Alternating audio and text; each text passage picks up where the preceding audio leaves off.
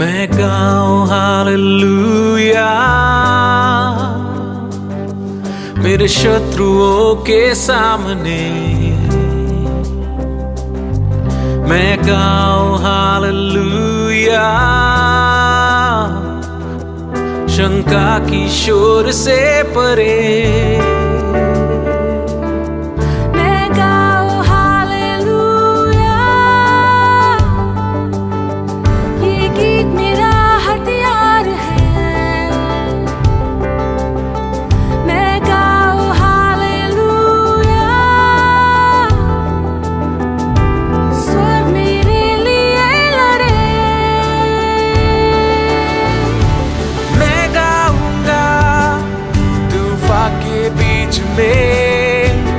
ऊंचा और ऊंचा मेरे स्तुति की ललकार, राख के ढेर से आशा उभरे।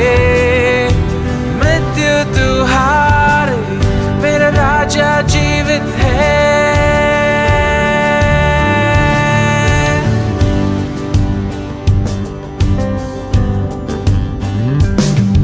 मैं गाऊं हालेलुया मेरे हर एक कण कण से। मैं गाऊं हालेलुया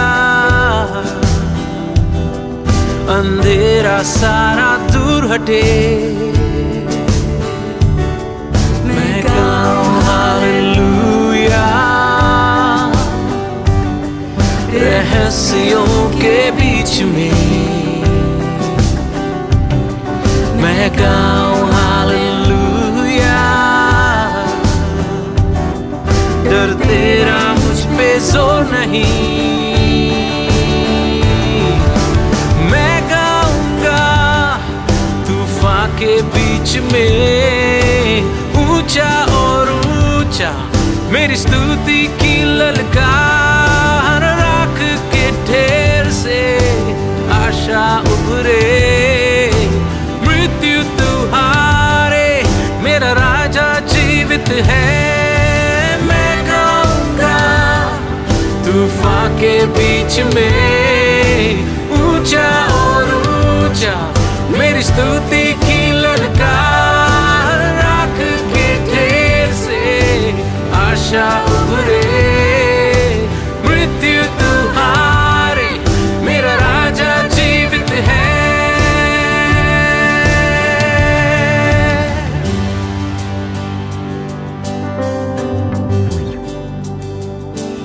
ऊंचा उठाए जय गीत गाए। ऊंचा उठाए जय गीत गाए। ऊंचा उठाए जय गीत गाए, शंका के शोर से परे। ऊंचा उठाए मेरा हथियार है। जय गीत गाए स्वर मेरे लिए लड़े। ऊंचा उठाए कण कण से जय गीत गाए। मेरा सारा दूर हटे। ऊंचा उठाए के बीच में जय गीत गाए। मैं गाऊंगा तूफान के बीच में, ऊंचा और ऊंचा मेरी स्तुति की ललकार, राख के ढेर से आशा उभरे। मृत्यु तू हारे, मेरा राजा जीवित है। मैं गाऊंगा तूफान के बीच में, ऊंचा और ऊंचा मेरी स्तुति की ललकार, राख के ढेर से आशा उभरे। मृत्यु तू हारे, मेरा राजा जीवित है।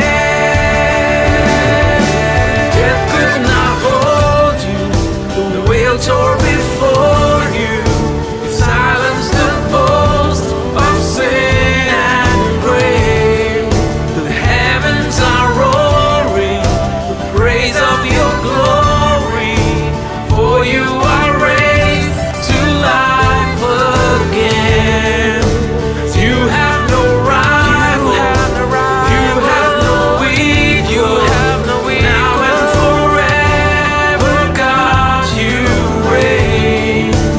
Yours is the kingdom. Yours is the glory.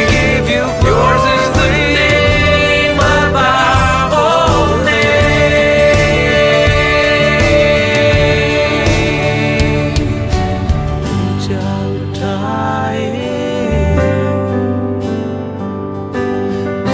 हाँ प्रभु, हम आपके नाम को ऊंचा उठाते हैं, वो नाम जो सब नामों के ऊपर है। आपने मृत्यु पर जयवंत होकर उसके डंक को हमेशा के लिए तोड़ दिया। प्रभु, स्वर्ग के नीचे और पृथ्वी के ऊपर केवल एक ही नाम दिया गया है, जिस नाम से मुर्दे जी उठते हैं, सूखी हड्डियों में जान भर जाती है, राख की जैसी अवस्था में भी अपरंपार आशा को भरता है। प्रभु, अपने शत्रुओं के सामने, हमारी परिस्थितियों के बीच में, हर शक और सवालों के ऊपर हम आपके नाम को ऊंचा उठाएंगे, क्योंकि सारी स्वर्गीय सेना हमारे लिए लड़ती है और हम जानते हैं कि जो हमारे अंदर है वो उससे बढ़कर है जो इस संसार में है, क्योंकि इन सब बातों में उसके द्वारा जिसने हमसे प्रेम किया हम जयवंत से बढ़कर हैं। यीशु मसीह के नाम से आमीन।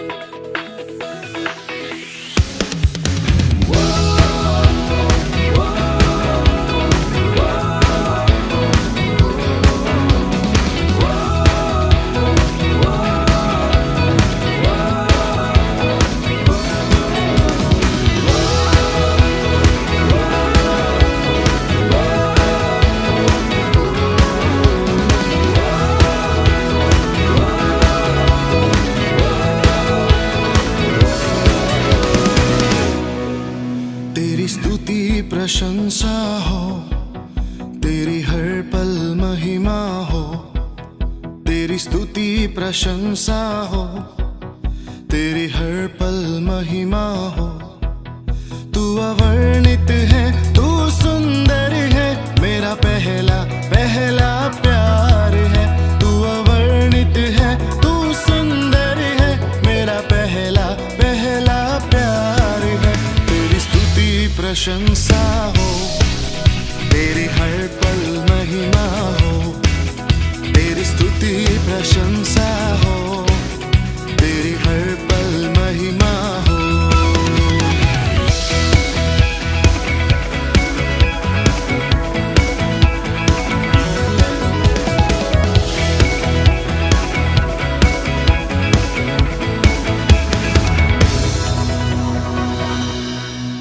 मेरी निराशाओं में मेरी आशा बना तू, मेरी खामोशियों को समझा तूने प्रभु।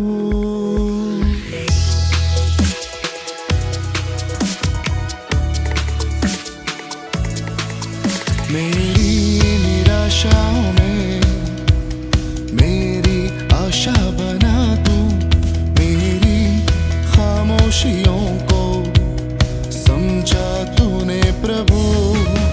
तू अवर्णित है, तू सुंदर है, मेरा पहला पहला प्यार है। तू अवर्णित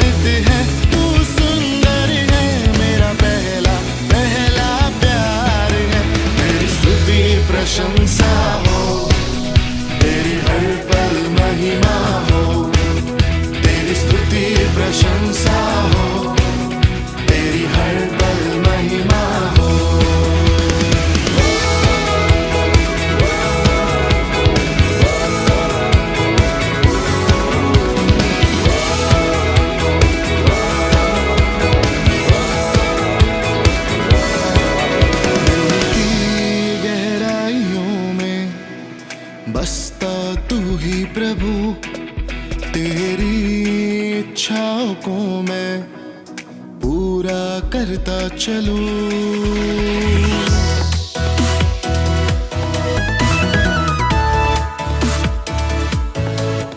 दिल की गहराइयों में बसता तू ही यीशु, तेरी इच्छाओं को मैं पूरा करता चलूं।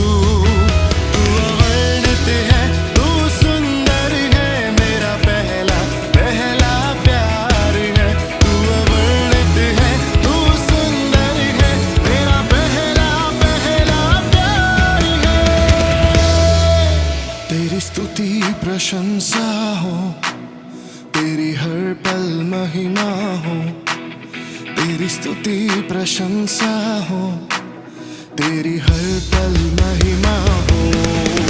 तू अवर्णित है, तू सुंदर है, मेरा पहला पहला प्यार है। तू अवर्णित है, तू सुंदर है, मेरा पहला पहला प्यार है। तेरी स्तुति प्रशंसा हो, तेरी हर पल महिमा हो। तेरी स्तुति प्रशंसा हो, तेरी हर पल महिमा हो।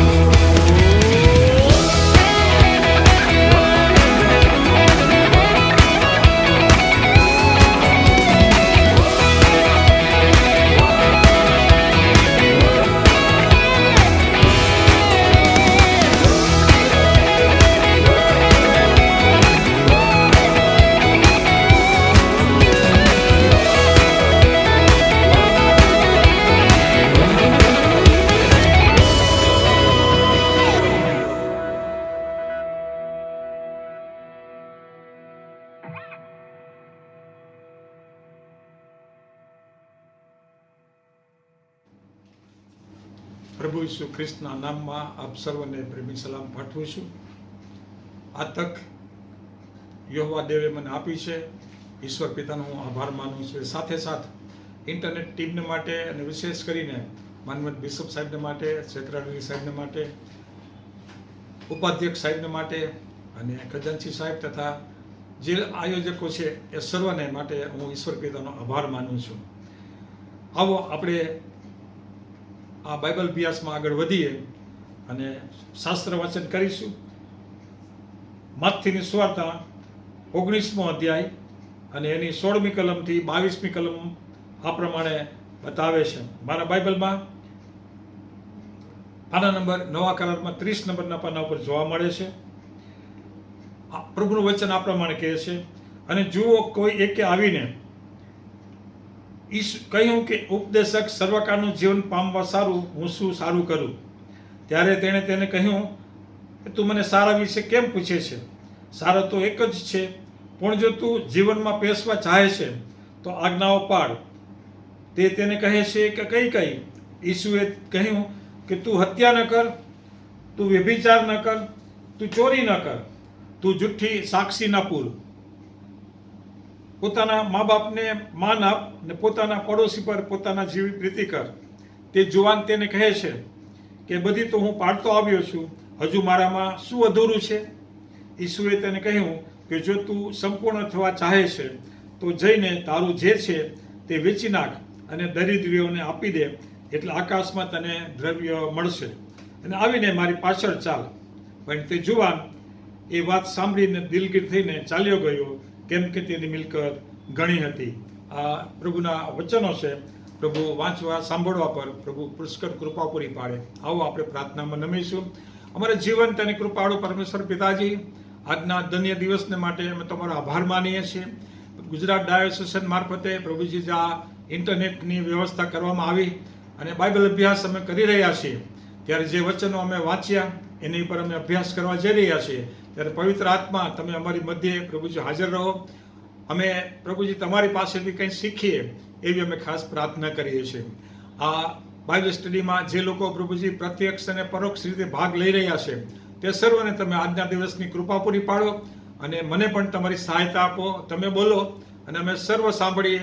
પવિત્ર આત્મા અમને દોરે ચલાવે. અમારા હૃદયોને, અમારા વિચારોને, અમારા કાનોને તમે ઈસુના નામમાં સર્વા કરો કે જેથી કરીને અમે પ્રભુજી જે શીખીએ તે અમારા જીવન માટે ઉપયોગી બને એવું તમે થવા દેજો. આ અમારી પ્રાર્થના મુક્તિદાતા ઈસુના નામથી સાંભળો, સ્વીકારો. આમેન. ભલાઓ, આજે માથીની સુવાર્તાના 19મા અધ્યાયમાંથી આપણે જે શીખવા જઈ રહ્યા છીએ અથવા તો બાઇબલ અભ્યાસમાં આપણે આગળ વધી રહ્યા છીએ, તેમાં એક જુવાન વ્યક્તિ ઈસુની પાસે આવે છે. હવે પ્રભુ ઈસુ ખ્રિસ્તની પાસે જો કોઈ વ્યક્તિ આવે છે તો એ વ્યક્તિ કંઈક મેળવીને જાય છે. આજે આ બાઇબલ અભ્યાસની અંદર જે ભાઈ બહેનો જોડાયા છે અને આ વચનો શીખી રહ્યા છે, સાથે મળીને શીખી રહ્યા છે, તે સર્વ પણ આજે ઈસુની પાસે આવ્યા છે ત્યારે ચોક્કસ ઈસુ એમને માટે કંઈક આશીર્વાદ આપીને જશે.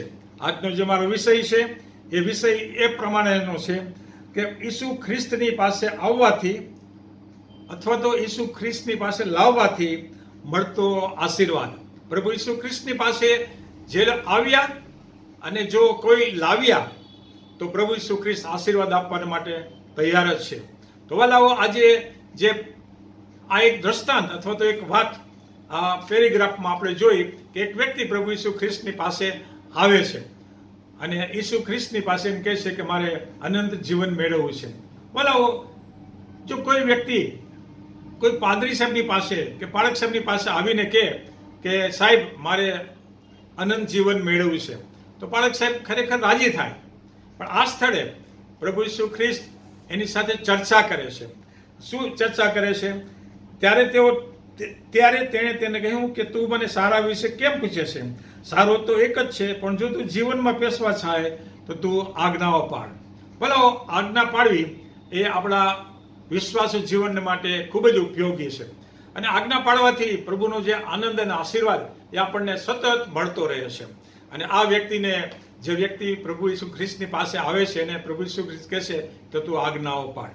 પણ એ વ્યક્તિ તમે જો આગળ વાંચશો તો એમ લખેલું છે કે હું આ આજ્ઞા પાડું છું, આ પાડું છું, આ પાડું છું, આ પાડું છું, છતાં પણ મારામાં અધૂરપ શું છે?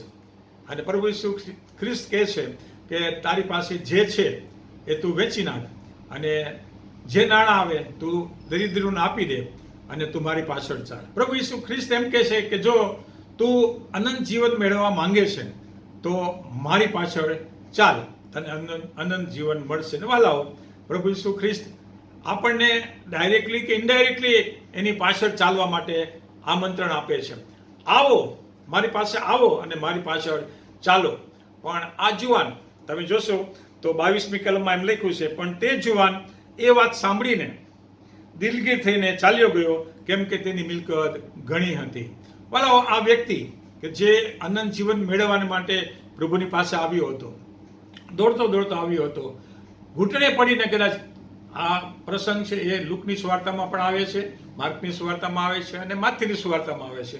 દરેક ઠેકાણે જે વ્યક્તિએ લખેલું છે, આ નિરૂપણ કરેલું છે, વ્યક્તિએ પોતાની દ્રષ્ટિએ વ્યક્તિને નિરૂપણ કરેલું છે. એટલે અહીંયા તો એમ લખેલું છે કે જુવાન કોઈ એક વ્યક્તિ આવીને ઈસુની પાસે આ પ્રકારે માંગણી કરે છે, પણ એ વ્યક્તિ ચાલ્યો જાય છે કારણ કે એની પાસે મિલકત હતી. પ્રભુ ઈસુ ખ્રિસ્તે કીધું તારી પાસે જે છે એ તું વેચી નાખ અને જે નાણાં આવે એ તું દરિદ્રીને આપી દે અને મારી પાછળ ચાલ. પણ એ વ્યક્તિ એ પ્રમાણે કરતો નથી. એમ લખેલું છે કે એ વ્યક્તિ દિલગીર થઈને પ્રભુ ઈસુ ખ્રિસ્તની પાસેથી ચાલ્યો ગયો. વાલાઓ, આવા ઘણા બધા યુવાનો, ભાઈ બહેનો પ્રભુની પાસે આવે છે અને પ્રભુ પાસેથી નિરાશ થઈને ચાલ્યા જાય છે. પ્રભુ નિરાશ પણ થાય છે, પણ જે વ્યક્તિ પ્રભુ ઈસુ ખ્રિસ્તને પેટ ફેરવીને ચાલ્યા જાય છે એ વ્યક્તિના જીવન વિશે ક્યારે આ બાઇબલની અંદર એનો ઉલ્લેખ કરવામાં આવતો નથી.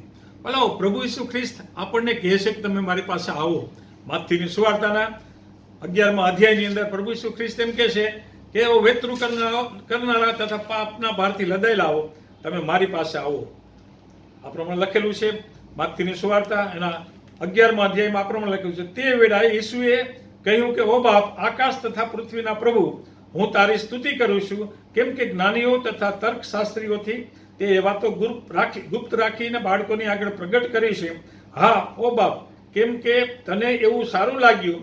મારા બાપે મને સગનું સોંપ્યું છે અને બાપ વગર દીકરાને કોઈ જાણતો નથી અને દીકરા વગર તથા જેને દીકરો પ્રગટ કરવા ચાહે છે તેના વગર બાપને કોઈ જાણતો નથી. અને ત્યાર પછીની કલમમાં એમ લખ્યું છે, તો ઓ વેતરું કરનારાઓ તથા ભાવથી લદાયેલાઓ, તમે સગડા મારી પાસે આવો ને હું તમને વિસામો આપીશ. ભલો પ્રભુ આમંત્રણ આપે છે, ઓ વેતરું કરનારાઓ તથા ભારથી લદાયેલાઓ, તમે સગડા મારી પાસે આવો અને હું તમને વિસામો આપીશ. ભલો જે લોકો પ્રભુ ઈસુ ખ્રિસ્તની પાસે આવ્યા એને પ્રભુ ઈસુ ખ્રિસ્તે કંઈક ને કંઈક આપ્યું છે. મારી પાસે જે બાઇબલ અભ્યાસ છે એ માથીની સુવાર્તામાંથી જ મેં બાઇબલ અભ્યાસ તૈયાર કરેલો છે. એટલે એમાં ઘણા દ્રષ્ટાંતો આપણે કદાચ જોવા માંગીએ છીએ કે જેની અંદર પ્રભુ ઈસુ ખ્રિસ્ત ને પાસે જે કોઈ આવ્યા અને લાવ્યા એને પ્રભુ ઈસુ ખ્રિસ્તે આશીષ આપી છે. અને એમ લખેલું છે કે ઓ વૈતરું કરનારાઓ. હવે વૈતરું કરવું એ એનો અર્થ ઇંગ્લિશમાં એ લેબર કહેવાય છે. વૈતરું કરનારો લેબર કહેવામાં આવે છે. અને જો તમે ઉત્પત્તિના પુસ્તકનો અભ્યાસ કરશો તો ઉત્પત્તિના પુસ્તકમાં એમ લખેલું છે કે પ્રભુ યહોવા દેવે આદમ અને હવાને જે આજ્ઞા આપેલી હતી અને એ આજ્ઞા ભંગ થાય છે. અને જે ફળ ખાવાની યહોવા દેવે આદમ અને હવાને ના પાડી હતી, પણ આદમ અને હવા એ સર્પના ફસાવ્યાથી ફસાઈ જાય છે અને હવા એ ફળ લે છે, તોડે છે, ખાય છે અને પોતાના ધણીને પણ આપે છે. અને એ સમયમાં આજ્ઞા ભંગ થતા પાપનો પ્રવેશ થાય છે. અને ત્યારે યહોવા દેવે ન્યાયદંડ ચૂકવ્યો અથવા તો ન્યાય કરવામાં આવ્યો. કેનો? સર્પનો ન્યાય કરવામાં આવ્યો. ઉત્પત્તિના પુસ્તકના 3 અધ્યાયની 14મી કલમથી 19મી કલમમાં પણ લખેલું છે, તું સર્પ વિશે લખેલું છે. સર્પનો ન્યાય કરતા પ્રભુ આ પ્રમાણે લખે છે, તું સર્વ ગ્રામ્ય પશુ તથા વન પશુઓ કરતા સાપિત થશે. આ સર્પને સાપ આપવામાં આવે છે. ત્યાર પછી સ્ત્રીને પણ કહે છે, હું તારો શોખ તથા તારા ગરોદરપણાનું દુઃખ ઘણો જ વધારીશ. ઘણું બધું લખેલું છે, પણ હું ફક્ત થોડુંક જ વાંચ્યું છે એમાંથી. અને ત્યાર પછી આદમને જે કહેવામાં આવે છે એ આ પ્રમાણે છે, તે આજ્ઞા ન માની એ લીધે ભૂમિ શાપિત થઈ છે. તું ભૂમિમાં પાછો જશે ત્યાં સુધી તું તારા મોંએ પરસીનો પાડીને રોટલી ખાશે અને પરિશ્રમ કરશે. શારીરિક પરિશ્રમ કરવાની વાત આવે છે. અને વાલાઓ, જે શારીરિક પરિશ્રમ કરે છે એને વૈતરું પણ કહેવાય છે, વૈતરું કરે છે. અને પ્રભુ આવા લોકોને કે જે શારીરિક પરિશ્રમ કરે છે અને જે લોકો આધ્યાત્મિક પરિશ્રમ કરી રહ્યા છે અથવા તો લેબરિંગ છે, લેબર વર્ગ છે, એવા લોકોને પ્રભુ ઈસુ ખ્રિસ્ત એમ કહે છે કે આવો, હું તમને વિસામો આપવા માટે તૈયાર છું. જે પ્રકારનો વિસામો જોઈએ, જો શારીરિક વિસામાની જરૂરિયાત છે તો પ્રભુ ઈસુ ખ્રિસ્ત શારીરિક વિસામો પણ આપવાને તૈયાર છે. અને જો આત્મિક વિસામાની જરૂર છે, આત્મિક રેસ્ટની જરૂર છે, તો પ્રભુ ઈસુ ખ્રિસ્ત આત્મિક રેસ્ટ આપવાને માટે તૈયાર છે. અને વાલાઓ, જે લોકો પ્રભુ ઈસુ ખ્રિસ્તની પાસે આવ્યા છે એ બધાને પ્રભુ ઈસુ ખ્રિસ્તે વિસામો આપ્યો છે. એમ લખ્યું છે કે આવો, મારી પાસે આવો અને હું તમને વિસામો આપીશ. જો તમે યશાયા પ્રવચકના પુસ્તકમાં વાંચશો 55મા અધ્યાયની 1લી કલમમાં એમ લખેલું છે, હે તૃષિત જનો, તમે સર્વ પાણીની પાસે આવો, જેની પાસે કંઈ નાણું નથી તે તમે આવો અને વેચાતું લો અને ખાઓ. અને ત્યાર પછી જો તમે એ જ અધ્યાયની 3જી કલમમાં વાંચશો તેમ લખ્યું, કાંદો, મારી પાસે આવો, સાંભળો એટલે તમારો આત્મા જીવશે. જો મારે ને તમારે આપણા આત્માને સજાગ રાખવો છે, જીવતો રાખવો છે, તો પ્રભુ એમ કહે છે કે કાંદો, મારી પાસે આવો, કાંદો અને સાંભળો એટલે તમારો આત્મા જીવશે. ત્યાર પછી જો તમે જોશો તો 55ના અધ્યાયની 5મી કલમે લખ્યું છે, જો જે પ્રજાને હું જાણતો નથી તેને હું બોલાવીશ, જે પ્રજા તને જાણતી નહોતી તે તારા દેવ યહોવાને લીધે તારી પાસે દોડી આવશે. તે ઇઝરાયલના પવિત્ર દેવને લીધે આવશે, કારણ કે તેણે તેને પ્રતાપી કર્યો છે. ભલે આ શબ્દો જો તમે વાંચો, શબ્દનો જો અર્થ તમે જોશો તો એમ લખ્યું છે કે જે પ્રજા નથી એને પણ પ્રભુ પોતાની પ્રજા બનાવવા માટે તૈયાર છે. ક્યારે? તમે લખેલું છે કે ઓ તૃષિત જનો, જે લોકો તરસ્યા છે એ મારી પાસે આવો અને હું તમને જીવનની રોટલી આપીશ, હું તમને જીવનનું જળ આપીશ, હું અજવાળું આપીશ, હું મારી પાસે જે છે એ હું તમને આપીશ. અને જો માથીની સુવાર્તાના પુસ્તકની અંદર તમે જોશો તો એવા ઘણા બધા લોકો કે જે લોકો પ્રભુ ઈસુ ખ્રિસ્તની પાસે આવ્યા અને એ લોકોએ કંઈક ને કંઈક મેળવીને પોતાના વતનમાં અથવા તો પોતાના ઘરે જાય છે. મત્તીની સુવાર્તાના 8મા અધ્યાયની 2જી કલમમાં લખેલું છે, અને જુઓ એક કોઢિયો આવીને ઈસુને પગે લાગીને કહે છે કે ઓ પ્રભુ, જો તું ચાહે તો તું મને શુદ્ધ કરી શકે છે. ભલાઓ, આજે ડોક્ટરની પાસે 3 પ્રકારે પબ્લિક આવતી હોય છે, તો પેશન્ટ આવતા હોય છે. જો પેશન્ટ સારો હોય તો એ આવે, ડોક્ટરને મળવાને માટે આવશે, એટલે ડોક્ટરની પાસે જશે અથવા તો આવશે, ડોક્ટરની પાસે આવશે. કદાચ જે વ્યક્તિ અશક્ત હશે એને લોકો ઉંચકીને ડોક્ટરની પાસે લઈ જશે. અને ત્રીજી રીત આ પ્રમાણે છે કે જો કોઈ વ્યક્તિ નથી આવી શકતો તો ડોક્ટર એના કોઈ દૂતને અથવા તો એના લોકને મોકલશે, એના પોતાના સ્ટાફને મોકલીને એ વ્યક્તિને ખબર કાઢવાને માટે મોકલશે. ભલો, આજે મારે તમને જે કહેવાનું છે એ જ છે કે આપણે પ્રભુની પાસે આવીએ, અથવા તો હું નથી જઈ શકતો તો મને કોઈક પ્રભુની પાસે લઈ જશે, અથવા તો પ્રભુ પોતાના લોકોને, મનુષ્ય જાતને બચાવવા માટે, ઉદ્ધાર માટે પ્રભુ પોતાના દૂતોને, પોતાના લોકોને સુવાર્તાના કાર્યને માટે મોકલે છે. ને એ ત્રણેય બાબત આપણે બાઇબલમાં જોઈ શકીએ છીએ. આજે હું તમારી આગળ જે પહેલો દ્રષ્ટાંત લાવું છું એ છે કે એક કોઢિયો પ્રભુની પાસે આવે છે અને કહે છે કે જો પ્રભુ તું ચાહે તો તું મને શુદ્ધ કરી શકે છે. અને એ આશા અને વિશ્વાસ સાથે કોઢિયો પ્રભુની પાસે આવે છે, ઈસુની પાસે આવે છે અને કંઈક મેળવે છે. ઈસુ પરની આસ્થા સાથે એ ઈસુની પાસે આવે છે. વાલાઓ, જે વ્યક્તિ આવે છે એનું પરિણામ તમે જોશો. 8મા અધ્યાયની 3જી કલમમાં લખેલું છે, ત્યારે ઈસુએ હાથ લાંબો કરીને કોઢિયાને અટકીને કહ્યું કે હું ચાહું છું કે તું શુદ્ધ થા, અને તરત જ તે પોતાના કોઢમાંથી શુદ્ધ થયો. ભલાઓ, જો કોઈ વ્યક્તિ ઈસુની પાસે આવે છે, એક આસ્થા સાથે, વિશ્વાસ સાથે આવે છે, તો ઈસુ એને ક્યારેય પડતો મૂકતો નથી અથવા તો નિરાશ કરતો નથી. આપણે જે મત્તીની સુવાર્તાના 19મા અધ્યાયમાં વાંચ્યું, એક વ્યક્તિ અનંત જીવન મેળવવા માટે ઈસુની પાસે આવે છે, પણ લખેલું છે કે એ વિલે મોઢે ત્યાંથી ચાલ્યો જાય છે. પણ આ કોઢિયો ઈસુની પાસે આવે છે, એને વિશ્વાસ હતો કે ઈસુ મને કોઢના રોગમાંથી ચોક્કસ મુક્ત કરશે. બીજો દ્રષ્ટાંત પણ એવું જ છે. ઈસુ 8મા અધ્યાયની 5મી કલમમાં લખ્યું, ઈસુ કફરનહૂમમાં બેઠો ત્યારે એક જમાદાર ઈસુની પાસે આવીને વિનંતી કરે છે કે મારો ચાકર ઘરમાં પક્ષઘાતી થઈને પડેલો છે. હવે એક જમાદાર એ પોતાના ચાકરના માટે કેટલી બધી ચિંતા સેવે છે, અને એને કદાચ પક્ષઘાતી એનો જે ચાકર હશે એને તંદુરસ્તી મળે, ચંગાઈ મળે, એને માટે એને બીજા બધા ઘણા બધા પ્રયત્નો કરેલા હશે, ઇલાજો અને ઉપાયો કરેલા હશે, પણ એમાં એ સફળ નથી થતો. ત્યારે શું કરે છે? ઈસુની પાસે આવે છે. અને વલાઓ, ઈસુની પાસે આવીને એ પક્ષઘાતી પોતાનો ચાકર હતો એને માટે પ્રાર્થના કરવાનું એ પોતાના પ્રભુ ઈસુ ખ્રિસ્તને કહે છે. અને ત્યાર પછી જો તમે વાંચશો તો એમ લખેલું છે, 8મા અધ્યાયની 13મી કલમ લખેલું છે કે અને ઈસુએ તે જમાદારને કહ્યું કે જા, જેવો તે વિશ્વાસ કર્યો છે તેવું જ તને થાવ, અને તે જ ઘડીએ તેનો ચાકર સાજો થયો.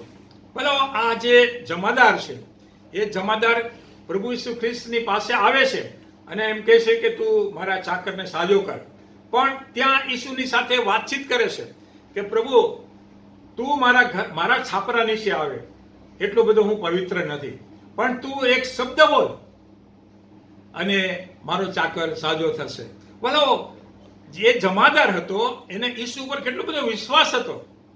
ઈસુની પાસે આવે છે અને કહે છે કે મારા છાપરા નીચે તું આવે એટલો હું પવિત્ર નથી, હું એને માટે લાયક નથી, પણ તું શબ્દ બોલ. આવો વિશ્વાસ આપણે ક્યાંય પણ જોયો નથી. અને પ્રભુ ઈસુ ખ્રિસ્ત એને કહે છે કે અને ઈસુએ તે જમાદારને કહ્યું કે જા, જેવો તે વિશ્વાસ કર્યો છે તેવું જ તને થાવ, અને એ જ ઘડીએ તેનો ચાકર સાજો થયો. ભલાઓ, આજે ઈસુની પાસે આવ્યા તો એ ઈસુની પાસેથી પોતાના ચાકરની ચંગાઈ મેળવીને પોતાના ઘેરે જાય છે. ભલે પોતાના માટે નથી, પણ પોતાના ચાકર માટે એને જેટલી ચિંતા હતી, અને એ ઈસુની પાસે આવીને એ ચિંતામાંથી મુક્ત બને છે.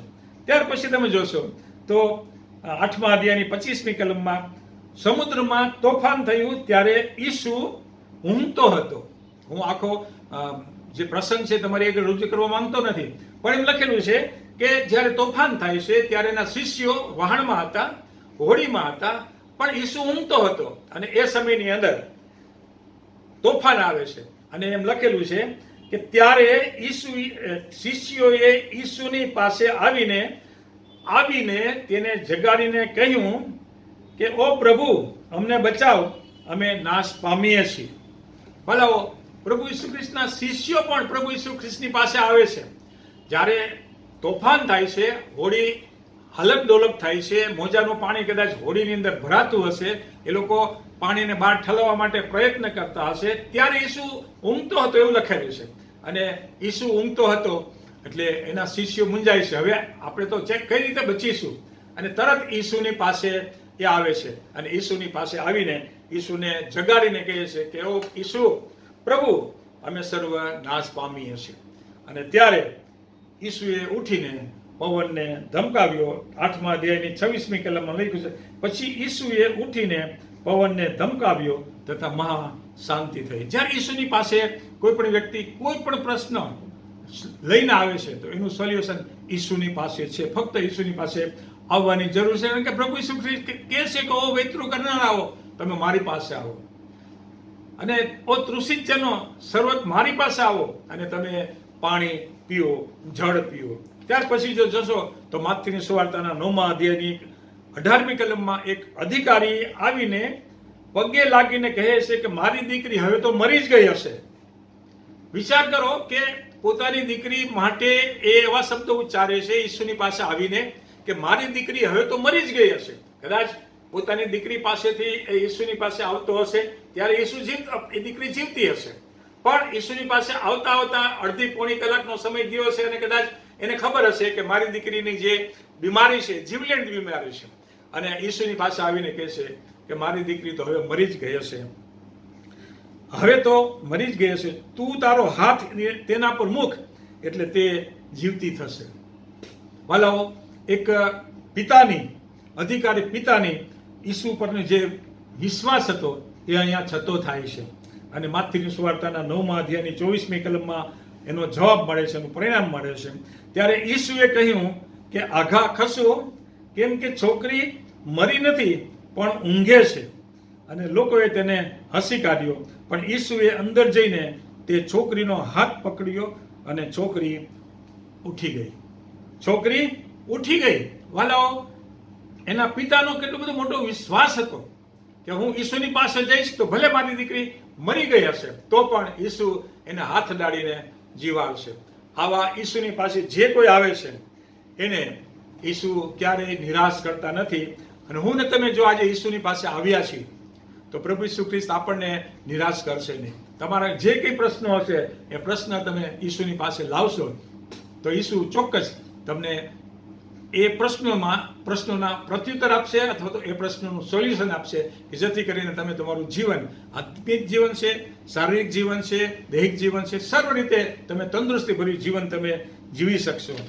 અને તમે જોશો તો એની અંદર એક સ્ત્રી છે, એ જ અધ્યાયની અંદર આવે છે, 9મા અધ્યાયની અંદર એક સ્ત્રી કે જેને 12 વર્ષનો લોહીવાવાળી હતી સ્ત્રી હતી. 12 વર્ષથી બિચારી લોહીવાથી પીડાતી હતી. એ આવીને ઈસુના જબ્બાની કોરને અડકે છે.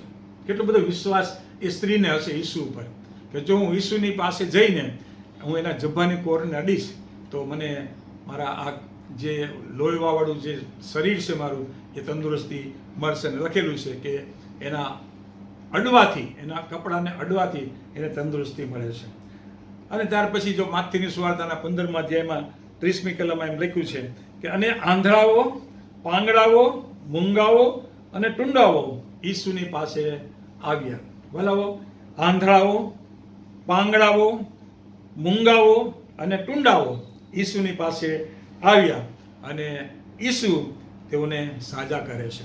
જે લોકો ઈસુની પાસે આવે છે ઈસુ એને સાજાપણું આપે છે, આ દ્રષ્ટાંત દ્વારા આપણે જોઈ શકીએ છીએ. જો આપણે ઈસુની પાસે કોઈ વિનંતી રજૂ કરીએ છીએ અને ઈસુની પાસે આવીએ છીએ, આપણે પ્રભુ મંદિરમાં જઈને ઈસુની પાસે આપણી વિનંતીઓ રજૂ કરીએ છીએ, તો ચોક્કસ પ્રભુ ઈસુ ખ્રિસ્ત આપણી વિનંતીને, આપણી પ્રાર્થનાઓને કાને ધરે છે અને આપણને આશીર્વાદ મળે છે. ત્યાર પછી જોશો તો અમુક પ્રસંગની અંદર એવું હતું, મેં તમને કીધું કે ડૉક્ટરની પાસે માણસો આવે છે અને ડૉક્ટર જે દવા આપશે અથવા તો જે ટ્રીટમેન્ટ આપશે એ સ્વીકારશે અને એ ચંગાઈ મેળવશે. પણ ઘણા બધા એવા પરિસ્થિતિ એવી હોય છે કે જેમાં એ પોતે પેશન્ટ ત્યાં જઈ શકતો નથી, એને લાવવામાં આવે છે. પ્રભુ ઈસુ ખ્રિસ્તની પાસે ઘણા બધા વ્યક્તિઓને લાવવામાં આવ્યા અને પ્રભુ ઈસુ ખ્રિસ્તે એ લાવનાર વ્યક્તિને, એ દરિદ્ર જે દર્દી હતો એને સાજાપણું આપે છે. એવા પણ આપણે એક બે દ્રષ્ટાંત જોવા માંગીએ છીએ. અત્યારે તમે જુઓ છો કે સરકાર દ્વારા 108ની સુવિધા આપવામાં આવે છે. 108ની સુવિધામાં શું છે કે જે દર્દી છે એને હોસ્પિટલે અથવા તો ડૉક્ટરની પાસે લઈ જવાની સુવિધા છે. એ સમયની અંદર 108 ન હતું, પણ ત્યારે જે કંઈ સવલત હતી એ સવલતો દ્વારા લોકો દર્દીને ડૉક્ટરની પાસે અથવા તો ઈસુની પાસે લઈ જતા હતા. માથીની સુવાર્તાના 8મા અધ્યાયની અંદર 16મી કલમમાં આ પ્રમાણે લખેલું છે, અને સાંજ પડી ત્યારે તેઓ ભૂત વળી ગયેલાને ઈસુની પાસે લાવ્યા. ભૂત વળી ગયેલાને ઈસુની પાસે લાવ્યા. ભલાઓ, એ જે ભૂત વળી ગયેલો હશે એને ઘણા બધા લોકોની પાસે લઈ જવામાં આવ્યો હશે, એને તંદુરસ્તી મળે એના માટે ઘણી વ્યક્તિઓની પાસે એને લઈ જવામાં આવ્યો હશે, પણ એનું ભૂત એને પરેશાન કરતું રહ્યું હશે. અને લોકોએ જાણ્યું હશે કે ઈસુ નામની એક વ્યક્તિ છે કે જે આ પ્રકારના ચમત્કારો કરે છે અને પ્રભુનો જે આત્મા એમની સાથે છે અને એના હાથથી ઘણા બધા લોકોને, એના સ્પર્શથી ઘણા બધાને તંદુરસ્તી મળી છે અને એના હાથના અડવાથી ઘણી બધી વ્યક્તિના જીવો પાછા, એના શરીરની તરફ જીવ પાછા આવ્યા છે. ત્યારે એ વ્યક્તિ ભૂત વળી ગયેલાઓને ત્યાં લાવે છે અને એમ લખ્યું છે કે માથીની સુવાર્તા 8મો અધ્યાય ને 17મી કલમમાં, એ માટે કે યશાય, જો માફ કરજો, અને ઈસુએ શબ્દથી તે આત્માઓને બહાર કાઢ્યા અને સગડા માંદા સાજા કર્યા. માથની સુવાર્તા 8મો અધ્યાય અને 17મી કલમ લખ્યું છે કે એ માટે કે આ સગડું એટલા માટે થાય છે કે આ યશયાએ કહ્યું હતું કે પૂરું થાય કે તેણે આપણા મંદવાળ પોતાના માથે લીધા અને આપણા રોગમાંથી આપણને મુક્ત કર્યા. આ ઈસુ ખ્રિસ્તના વિશે યશાયા પ્રબોધકના 53મા અધ્યાયમાં લખવામાં આવેલું છે. એ પૂર્ણ થતું આપણે જોઈએ છીએ. ત્યાર પછી જોશો તો માથીની સુવાર્તાના 9મા અધ્યાયની 2જી કલમમાં એક વ્યક્તિ કે જે પક્ષઘાતી હતો અને 4 વ્યક્તિ એને ખાટલો ઊંચકીને પ્રભુ ઈસુ ખ્રિસ્તની પાસે લાવે છે. અને જુઓ 9મો અધ્યાય 2જી કલમ, અને જુઓ ખાટલે પડેલા એક પક્ષઘાતીને લોકો ઈસુની પાસે લાવ્યા. 108 આપણે જેને એમ્બ્યુલન્સ કહીએ છીએ, 108ની સેવા, 108ની સેવા 4 વ્યક્તિ પ્રભુ ઈસુ ખ્રિસ્તને એક વ્યક્તિને પ્રભુ ઈસુ ખ્રિસ્તની પાસે લાવે છે. અને ત્યાર પછી માથીની સુવાર્તાના એ જ અધ્યાયના 9મા અધ્યાયની 2જી કલમમાં એમ લખેલું છે કે ઈસુએ તેઓનો વિશ્વાસ જોઈને પક્ષઘાતીને કહ્યું કે હિંમત રાખ, તારા પાપ તને માફ થયા છે. તારા પાપ તને માફ થયા છે. જોકે માથીની સુવાર્તામાં આ જે ખાટલો ઊંચકીને લાવનાર વ્યક્તિ વિશે બહુ જાજુ લખેલું નથી, પણ લુકની સુવાર્તા અને માર્કની સુવાર્તામાં તો તમે વાંચશો તો જે લેખકે એ લખેલું છે, એમાં લખેલું છે કે પ્રભુ ઈસુ ખ્રિસ્ત ત્યાં એક ઘરની અંદર સુવાર્તા પ્રચાર કરતા હતા, લોકોને બોધ આપતા હતા. એટલી બધી ભીડ હતી કે આ જે પક્ષઘાતી માણસ છે એને જે લોકો ઊંચકીને લાવે છે તો એને અંદર જવાની જગ્યા નથી મળતી. પણ પછી એ લોકો ઉપરનું છાપરું તોડે છે અને ખાટલા ઉપરથી નીચે ઈસુની પાસે આ પક્ષઘાતીને લાવે છે. આ જે વિશ્વાસ હતો એ 4 વ્યક્તિનો વિશ્વાસ અને આ જે દર્દી હતો, પક્ષઘાતી દર્દી હતો, એના વિશ્વાસને જોઈને પ્રભુ ઈસુ ખ્રિસ્તે કહ્યું કે તારા વિશ્વાસે, તમારા વિશ્વાસે તને સાજાપણું મળ્યું છે અને તારા પાપ માફ થયા છે. અને 9મા અધ્યાયની 32મી કલમમાં આમ લખેલું છે, અને તેઓ બહાર ગયા ત્યારે જુઓ ભૂત વળી ગયેલા એક મૂંગા માણસને તેઓ તેની પાસે લાવ્યા. પ્રભુ ઈસુ ખ્રિસ્તની પાસે ભૂત વળગેલા મૂંગા માણસને લાવીને પ્રભુ ઈસુ ખ્રિસ્તની પાસે મૂકવામાં આવે છે. પ્રભુ ઈસુ ખ્રિસ્ત એના માટે પ્રાર્થના કરે છે અને પ્રભુ ઈસુ ખ્રિસ્ત એને ચંગાઈનો આશીર્વાદ આપે છે. અને એનો જો આશીર્વાદ આ પ્રમાણે છે, 9મા અધ્યાયની 33મી કલમમાં લખેલું છે, અને તેનું ભૂત કાઢવામાં આવ્યું ત્યારે તે મૂંગો બોલ્યો ને લોકોને નવાઈ લાગી. ફરીને વાંચું છું, અને તેનું ભૂત કાઢવામાં આવ્યું ત્યારે તે મૂંગો બોલવા લાગ્યો અને લોકોને એ જાણીને નવાઈ લાગી ને કહ્યું કે ઇઝરાયલમાં આવું કદી જોયું નથી. ઇઝરાયલમાં આ પ્રકારના ચમત્કારો ક્યારેય જોયા નથી. એવા ચમત્કારો પ્રભુની પાસે લાવનારના જીવન માટે કરે છે અને લોકો એ ચમત્કારને જોઈને પ્રભુ ઈસુ ખ્રિસ્તની પાછળ ચાલે છે. જો કે અહીંયા ઘણા બધા ફરોશીના એ લોકો હતા, એ લોકો એના માટે ઊંધી સાક્ષી આપે છે.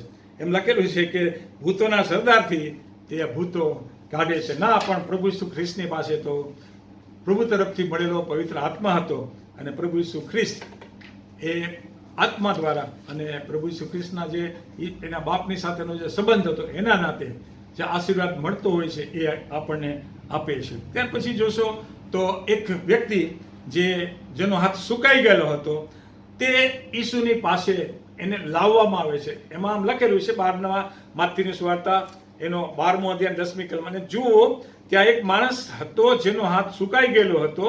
ઈસુ પર બટ્ટો મૂકવા માટે સારું લોકોએ ઈસુને પૂછ્યું કે શું વિશ્રામ વાળે સારું કરવું અથવા તો સાજું કરવું એ ઉચિત છે? ઈસુ ખ્રિસ્તને પરીક્ષા કરવાને માટે એક સુકાઈ ગયેલા હાથવાળાને મંદિરની અંદર પ્રભુ ઈસુ ખ્રિસ્તની સાથે સામે રજૂ કરવામાં આવે છે. અને પ્રભુ ઈસુ ખ્રિસ્ત એ વિશ્રામવાર હતો કે ગમે તે વાર હતો, પણ એમ કહે છે કે એ વ્યક્તિ જ્યારે મારી પાસે આવે છે તો હું એને ચંગાઈ આપીશ. અને માથીની સુવાર્તાના 12મા અધ્યાયની 13મી કલમમાં આ પ્રમાણે લખેલું છે કે તારો હાથ લાંબો કર, અને તેણે તે હાથ લાંબો કર્યો અને તે હાથ બીજા હાથ જેવો સાજો થયો. ભલાઓ આજે પ્રભુ ઈસુ ખ્રિસ્તની પાસે એક પ્રભુ ઈસુ ખ્રિસ્તની પરીક્ષા કરવાને માટે એક વ્યક્તિને રજૂ કરવામાં આવે છે. અને એ વ્યક્તિને માટે એમ કહેવાય છે કે આનો હાથ સુકાઈ ગયેલો છે, તું એને માટે પ્રાર્થના કર. અને ઈસુ ખ્રિસ્ત એના હાથને અડકે છે અને કહે છે કે તું લાંબો કર, અને એ લાંબો કરે છે અને એના હાથમાં પેલા જેવો બીજો હાથ હતો એના જેવું જોર આવે છે અને એ તંદુરસ્તી પ્રાપ્ત કરે છે.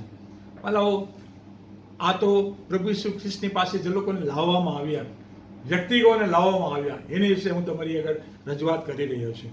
પણ માથીની સુવાર્તાના 14મા અધ્યાયની અંદર પ્રભુ ઈસુ ખ્રિસ્તની પાસે પ્રભુ ઈસુ ખ્રિસ્તની સુવાર્તા બહુ જ સાંભળવા માટે ઘણા બધા લોકો આવતા હતા.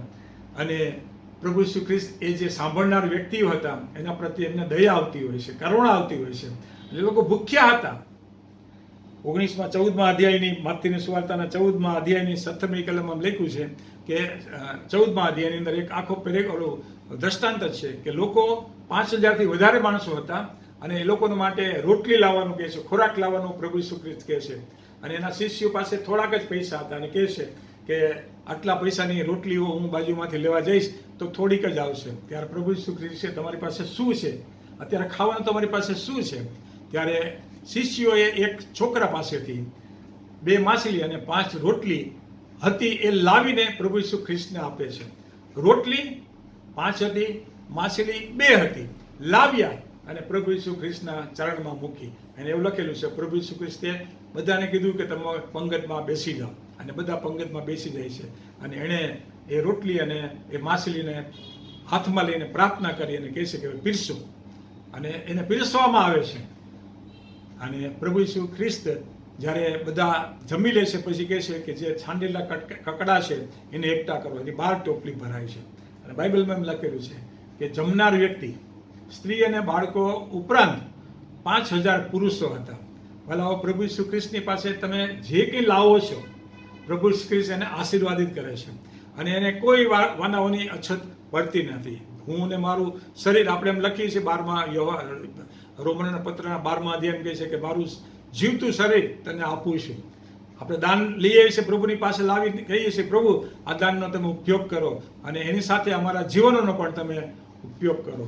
બોલો તમે જે વસ્તુ પ્રભુની પાસે લાવો છો, પ્રભુ એને આશીર્વાદિત કરે છે. જો તમે 5 રૂપિયા આપો છો તો પ્રભુ 5 રૂપિયાને આશીર્વાદ આપે. તમે 500 રૂપિયા આપો છો પ્રભુના માટે તો એ 500 રૂપિયાને આશીર્વાદિત કરે છે. પ્રભુ ક્યારેય કોઈનું ઉછીનું રાખતો નથી. અને અહીંયા 2 માછલી અને 5 રોટલી હતી. એ 2 માછલી અને 5 રોટલીમાંથી પ્રભુ ઈસુ ખ્રિસ્તે 5000 પુરુષોને જમાડ્યા, અને એના સિવાય સ્ત્રી અને બાળકો તો અલગ. હલો, આવા પ્રભુની પાસે જ્યારે આપણે આવીએ છીએ તો પ્રભુ આપણને આશીર્વાદ દીધા વગર પાછા કાઢતા નથી. જો કોઈને આપણે લાવીએ છીએ તો પ્રભુ ઈસુ ખ્રિસ્ત ક્યારે એ લાવનાર વ્યક્તિને અથવા તો જે વ્યક્તિને આપણે લઈ જઈએ છીએ એને આશીર્વાદ દીધા વગર જતા નથી.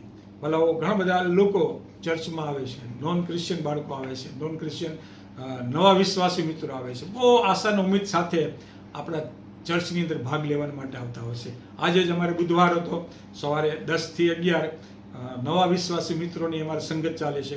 7 થી 8 ભાઈ બહેનો એમાં ભાગ લેવા માટે આવ્યા હતા. રવિવારે તો લગભગ 60-70 જેટલા હોય છે. ભક્તિ સભા પૂરી થયા પછી અમારો એક અલગ રૂમ છે, પ્રાર્થના રૂમ છે. એ પ્રાર્થના રૂમમાં લગભગ 60 થી 70 નવા વિશ્વાસુ ભાઈ બહેનો ભાગ લે છે. અને એ લોકો કંઈક મેળવીને જાય છે, કંઈક મેળવીને જાય છે. આજે એક વ્યક્તિએ કીધું કે પ્રભુ મારી પ્રાર્થના સાંભળે છે. બહુ સારા ઘરના માણસો આવે છે, કારણ કે આવે છે તો પ્રભુ એને આશીર્વાદ દીધા વગર રહેતા નથી.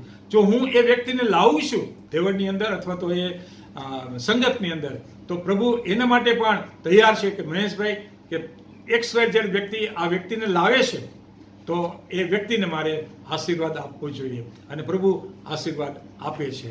ભલા પ્રભુ ઈસુ ખ્રિસ્ત આપણા પોતાના જીવન માટે ઠેઠ આયર્લેન્ડથી માણસોને મોકલીને આપણને તારણનો અનુભવ કરાવ્યો છે. તારણ અથવા તો પ્રભુ ઈસુ ખ્રિસ્તના રાજ્યને આપણને ભાગીદાર બનાવ્યા છે. એવા ઈશ્વરના નામને આપણે ખરેખર ધન્યવાદ આપવો જોઈએ. અને 1-2 દાખલા હું તમારી આગળ રજૂ કરવા માંગુ છું. પ્રભુ ઈસુ ખ્રિસ્ત પોતાના લોકોની ચિંતા કરે છે, અને જે લોકો ગુલામીમાં હતા, દાખલા તરીકે મૂસાનું આપણે દ્રષ્ટાંત લઈએ. મૂસા જ્યારે ઇઝરાયેલ લોકો ગુલામીમાં હતા ત્યારે પ્રભુ ઈસુ ખ્રિસ્ત મૂસાને તૈયાર કરે છે. અને મૂસાને તૈયાર કરીને એમ લખેલું છે કે એને મોકલવામાં આવે છે ફારૂનની પાસે. મૂસાને ફારૂનની પાસે મોકલવામાં આવે. શા માટે? કે પોતાના લોકોને ગુલામીમાંથી તેમને છોડાવે. ગિદિયોનનો તમે વિચાર કરો. ગિદિયોન ન્યાયાધીશના પુસ્તકના 6 અધ્યાયની અંદર ગિદિયોન વિશે તમે જો વાંચશો તો તમને ખ્યાલ આવશે કે ગિદિયોન છે એ બીકના માર્યો એક ઝાડીની અંદર પોતાના ઘઉં ઝૂંટતો હતો, અને પ્રભુનો એક દૂત એની પાસે આવીને એની સાથે વાર્તાલાપ કરે છે. અને એ મિદ્યાનીઓના ડરથી એ છુપાઈને કાર્ય કરતો હતો. અને જ્યારે યહોવા દેવ દૂત એની સાથે વાતચીત કરે છે ત્યારે ગિદિયોન એમ કહે છે કે જો યહોવા દેવ અમારી સાથે હોય તો અત્યારે આ પરિસ્થિતિ અમારે છે એ હકીકતમાં ન હોય. પણ દૂત એને કહે છે કે યહોવાના દૂતે દૂત તરીકે મને તમારી આગળ મોકલવામાં આવ્યો છે, અને હવે અમે તને મોકલીશું કે તું જઈને મિદ્યાની અને અમાલેકીઓની આપણે પાસેથી આ લોકોને, મારા લોકોને તું છોડાવ. ભલા એમ લખેલું છે કે હું તને મોકલું છું, હું તને મોકલું છું. અને પ્રભુ ઈસુ ખ્રિસ્ત યહોવા દેવ એ ગિદિયોનને લોકોને છોડાવવા માટે મોકલે છે. મૂસાને મોકલે છે અને ગિદિયોનને મોકલે છે. ભલાઓ પ્રેરિતોના કૃત્યના 3 અધ્યાયની અંદર એક સુંદર નામના દરવાજા પાસે એક લંગડો માણસ ભીખ માંગવાને માટે બેસતો હતો. એમ લખેલું છે કે એને લોકો ત્યાં ભીખ માંગવાને માટે મૂકી જતા હતા. પણ બપોરના સમયે, એમ લખેલું 3 વાગે, જો તમે બાઇબલ વાંચશો, બાઇબલમાં લખેલું છે પ્રેરિતોના કૃત્ય એનો 3 અધ્યાય અને 40 કલમમાં લખેલું છે.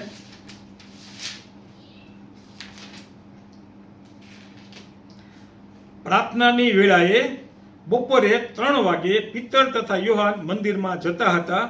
એક જન્મથી લંગડા માણસને લોક ઉંચકીને લઈ જતા હતા, અને તેને મંદિરમાં જનારાઓની પાસે ભીખ માંગવા સારું મંદિરના સુંદર નામના દરવાજા આગળ નિત્ય બેસાડતા હતા. તેણે એટલે કે લંગડા ભાઈએ પિત્તરને તથા યોહાનને મંદિરમાં જતા જોઈને ભીખ માંગી. ત્યારે પિત્તરે તથા યોહાને તેની સામુ એકી નજરે જોઈને કહ્યું કે અમારી તરફ જો, તેઓની પાસેથી કંઈક મળશે એવી આશાથી તે લંગડા માણસે તેઓ પર ધ્યાન આપ્યું. પણ પિત્તરે કહ્યું કે સોનું રૂપું તો મારી પાસે નથી, પણ મારી પાસે જે છે હું તને આપું છું. ઈસુ ખ્રિસ્ત નાઝરેના નામથી તું ચાલતો થા. તેણે તેનો જમણો હાથ પકડીને તેને ઉઠાડ્યો, એટલે તરત જ તેના પગમાં અને ઘૂંટીઓમાં જોર આવ્યું, અને તે કૂદીને ઊભો થયો અને ચાલવા લાગ્યો, અને ચાલતો ને કૂદતો તથા દેવની સ્તુતિ કરતો તેઓની સાથે મંદિરમાં એ ગયો. ભલાઓ, પ્રભુ ઈસુ ખ્રિસ્ત પોતાના શિષ્યો મારફતે ચમત્કાર કરે છે. એક લંગડો માણસ છે, એને બચાવવાને માટે, એને તંદુરસ્તી આપવાને માટે બપોરની વેળાએ, એટલે કે પ્રાર્થનાની વેળાએ બપોરે 3 વાગે, હવે પિત્તર અને યોહાન એ બપોરે 3 વાગે મંદિરમાં જાય છે. 3 વાગે મંદિરમાં જાય છે બપોરની વેળાએ 3 વાગે. હવે આજે સામાન્ય રીતે વિચાર કરો, તમે ને હું બપોરે જમ્યા પછી થોડોક આરામ લેવાની કોશિશ કરીશું, આપણે બહાર જવાનું ટાળીશું. પણ કોઈક વ્યક્તિને બચાવવાને માટે પ્રભુ ઈસુ ખ્રિસ્તે યોહાન અને પિત્તરને માર્ગદર્શન આપ્યું, એને દોરવણી આપી કે તમારે મંદિરમાં જવાનું છે, ભલે બપોરનો સમય છે, અને એ પ્રાર્થનાને માટે જાય છે. એ પ્રાર્થનાને માટે જવું એ આ જે લંગડો ભિખારી હતો એને આશીર્વાદ આપવાનું કારણ બને છે. ભલા એવા ઘણા બધા દ્રષ્ટાંતો તમારા અને મારા જીવનમાં બનતા હોય છે કે જે મારી પ્રાર્થના, તમારી પ્રાર્થના કોઈક વ્યક્તિના જીવનને સુધારી શકે છે. પ્રભુની પાસે આપણે ઘણી વ્યક્તિને લાવીએ છીએ, તો આપણે તો ફક્ત લાવવા ખાતર લાવીએ છીએ. દાખલા તરીકે 108 જે ડ્રાઈવર અને એનો જે સ્ટાફ હશે, એ લોકોને ખબર નથી હોતી કે અમે આ દર્દીને લઈ જઈએ છીએ, જીવશે કે મરશે. અમે તો એને ત્યાં સુધી લઈ જઈશું, પછી તો ડૉક્ટર એને જે સારવાર આપે એ સારવાર દ્વારા જે થશે, જો એનું જીવન નહીં હોય તો મરણ પામશે, એનું જીવન હશે તો ડૉક્ટર અને બીજો સ્ટાફ છે એ એને માટે બધા પ્રયત્ન કરશે અને જીવન મળશે. એના સગાવાલાઓ પણ કદાચ આભાર માનશે. પણ વાલાઓ, આજે આપણે જે માથીની સુવાર્તાના 19મા અધ્યાયના 16મી કલમથી 22મી કલમમાં એક વ્યક્તિ વિશે જાણ્યું કે એ વ્યક્તિ દોડતો પ્રભુની પાસે આવે છે અને પ્રભુને કહે છે કે મારે અનંત જીવન મેળવવું છે, મારે અનંત જીવન મેળવવું છે, તો હું શું કરું? અને પ્રભુ એની પાસે કહે છે કે તું આ કર, આ કર, આ કર, આ ન કર, આ ન કર, આ ન કર. ભલા આજે હું ને તમે આ બાઇબલ અભ્યાસ દ્વારા પ્રભુની પાસે આવ્યા છીએ, કંઈક મેળવવાને માટે આવ્યા છીએ, તો પ્રભુ આપણને કહે છે કે તારે આ કરવાનું છે, તારે આ કરવાનું છે, તારે આ કરવાનું છે. જો આપણે નથી કરતા તો એ માણસની માફક આપણે નિરાશ થઈને પાછા ચાલી જઈએ છીએ. એની સાથે ઈસુ પણ નારાજ થાય છે, કારણ કે એ વ્યક્તિને ઈસુનું કહેવું અથવા તો ઈસુની આજ્ઞા કરતા પોતાના હાથમાં જે નાણાં હતા, એ નાણાં અથવા તો સંપત્તિ હતી, એને છોડવી ન હતી. અને સંપત્તિ જો તમે પકડી રાખશો તો તમે ઈસુની સાથે હાથ મિલાવી શકશો નહીં. પ્રભુ આપણને એમ કહે છે કે તમારે જો મારી પાછળ આવવું છે તો તમારે સગડું મૂકી દેવું પડશે. સગડું એટલે તમારે જે તમારી જૂની વિચારસરણી છે તમારે છોડી દેવાની છે. લુકની સુવાર્તાના 9મા અધ્યાયના છેલ્લા પેરેગ્રાફમાં આમ આવે છે કે એક વ્યક્તિ આવીને પ્રભુ ઈસુ ખ્રિસ્તને કહે છે કે તું જ્યાં કંઈ જઈશ ત્યાં હું તારી પાછળ આવીશ, તું જ્યાં કંઈ જઈશ ત્યાં હું તારી પાછળ આવીશ. અને વાલાઓ, પ્રભુ ઈસુ ખ્રિસ્ત એમ કહે છે કે લોકડાને દર હોય છે અને આકાશના પક્ષીને માળો હોય છે, પણ માણસના દીકરાને માથું ટેકવવાની જગ્યા નથી. ભલાઓ, મારીને તમારી જે હૃદયની ઈચ્છા છે એ ઈસુ જાણે છે. એ વ્યક્તિ શા માટે પ્રભુ ઈસુ ખ્રિસ્તને એમ કહે છે કે હું તારી પાછળ આવીશ? કારણ કે પ્રભુ ઈસુ ખ્રિસ્તની પાછળ ચાલવાથી એને રોટી કપડાં અને મકાન બધું મળવાનું હતું. પ્રભુ ઈસુ ખ્રિસ્ત 2 માછલી અને 5 રોટલીમાં 5000ને જમાડે એટલે ક્યારે ભૂખ તો લાગવાની નથી આપણને, અથવા ભૂખ લાગશે તો રોટલીની આપણને કમી પડવાની નથી. પ્રભુ ઈસુ ખ્રિસ્તને લોકો પોતાના ઘરે ઉતારો આપતા હતા, એટલે રહેવાની કોઈ તકલીફ રહેશે નહીં. અને પ્રભુ ઈસુ ખ્રિસ્તની પાસે તંદુરસ્તી હતી, જે કોઈ બીમાર પડે તો પ્રભુ ઈસુ ખ્રિસ્ત એને સાજાપણું આપતા હતા. પ્રભુ ઈસુ ખ્રિસ્તની સાથે જઈશું તો પ્રભુ ઈસુ ખ્રિસ્ત આપણને આવા કોઈ સારાવારની અછત પડશે નહીં. એ બદ ઇરાદાથી જો કોઈ વ્યક્તિ પ્રભુ ઈસુ ખ્રિસ્તની પાછળ આવવા માંગતા હોય તો પ્રભુ ઈસુ ખ્રિસ્ત એવા વ્યક્તિને કહેશે કે મોયલાઓને પોતાના મોયલાને દાટવા દે, તું મારી પાછળ આવ. અને ત્રીજી વ્યક્તિને કહેશે કે તું મારી પાછળ આવ. અને ત્રીજી વ્યક્તિ કહેશે હું જઈને મારા ઘરનાઓને છેલ્લી સલામ કહું. અને કહેશે કે જે વ્યક્તિ હળ પર હાથ મૂકીને પાછો વળે છે એ આકાશના રાજ્યમાં પ્રવેશ કરતો નથી.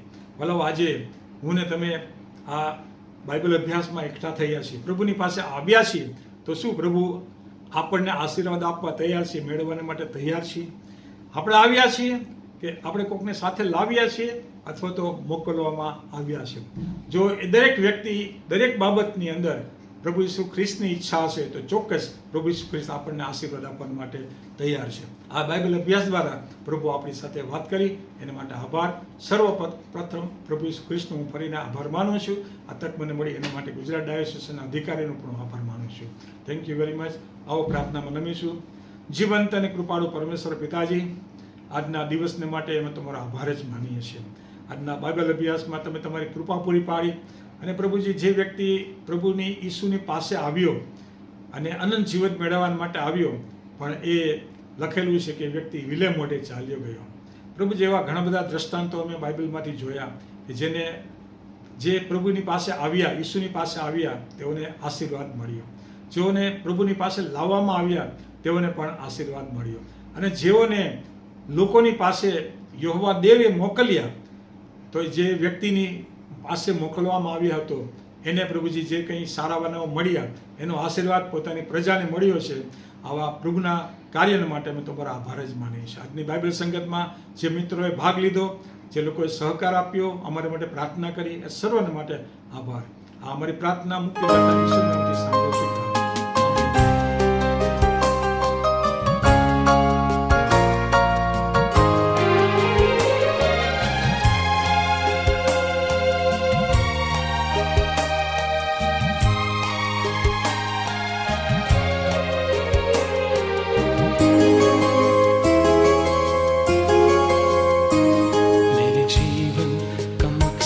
तू है मेरे जीने का कारण, तू है मैं जीऊं या मरूं वो तेरे लिए है, तू मेरा प्रभु।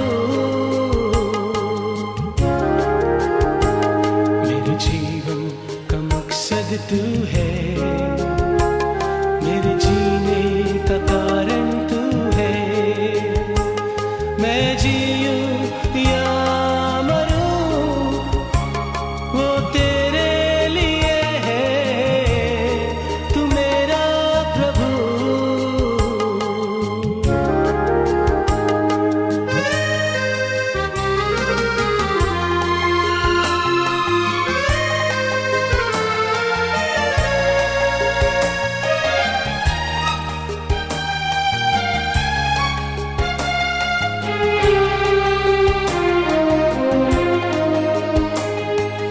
पिछला सब भूल कर मैं आगे दौड़ा चलूं, जो मेरे लिए धन था उसको मैं त्याग दूं। पिछला सब भूल कर मैं आगे दौड़ा चलूं, जो मेरे लिए धन था उसको मैं त्याग दूं, कि मैं पाऊं उससे पुरस्कार, दौड़ा मैं जाऊं, कि मैं पाऊं उससे पुरस्कार, दौड़ा मैं जाऊं, मैं जीऊं या मरूं वो तेरे लिए है, तू मेरा प्रभु।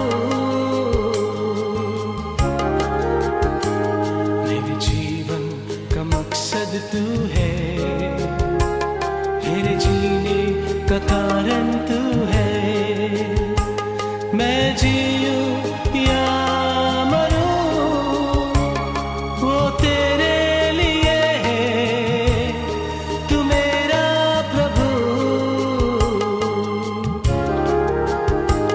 मेरे जीवन का मकसद तू है, मेरे जीने का कारण तू है, मैं जीऊं या मरूं वो तेरे लिए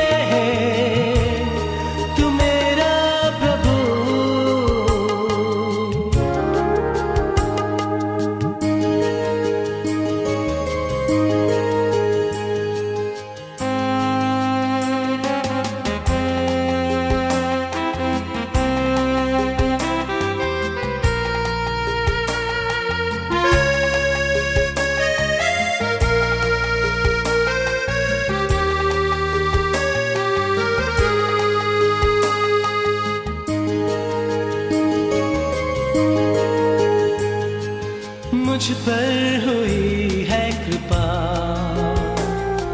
बेकार न जाने दो। जिसने मुझे है चुना,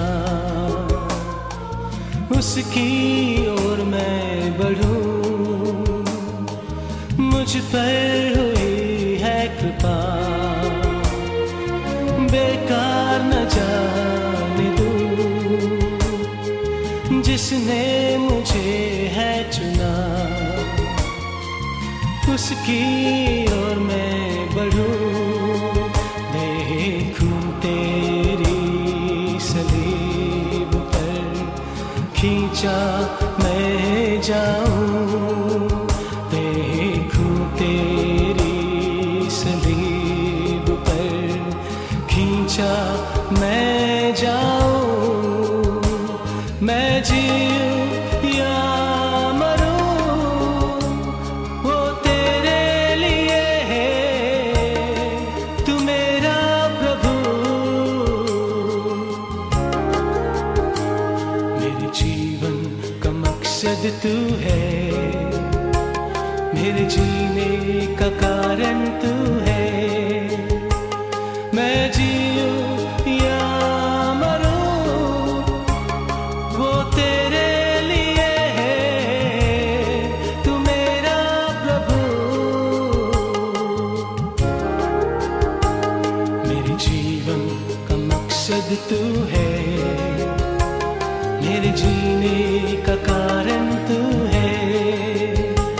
मैं जीऊं या मरूं, वो तेरे लिए है। तू मेरा प्रभु, तू मेरा प्रभु, तू मेरा प्रभु।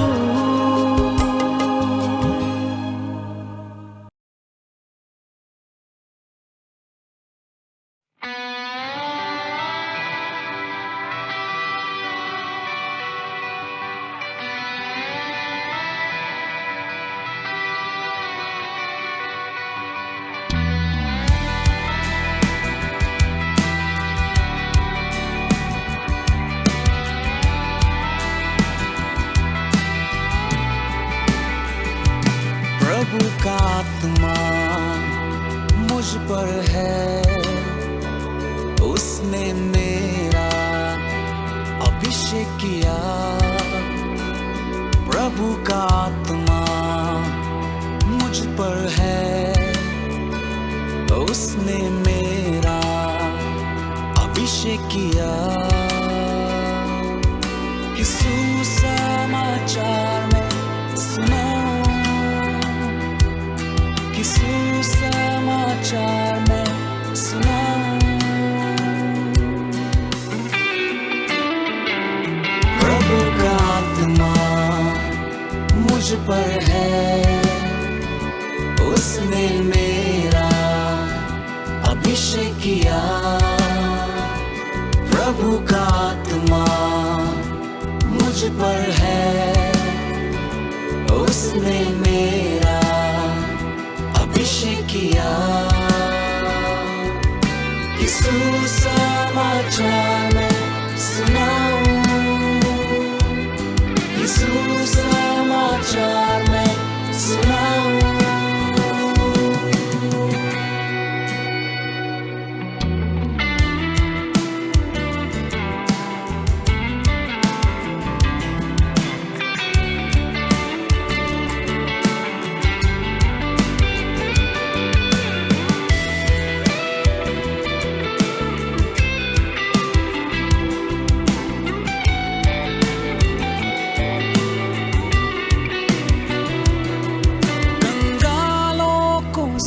समाचार मिले, बंदियों को छुटकारा मिले। अंधों को दृष्टि मिले, कुचले हुए छुड़ाए जाए। कंगालों को सुसमाचार मिले, बंदियों को छुटकारा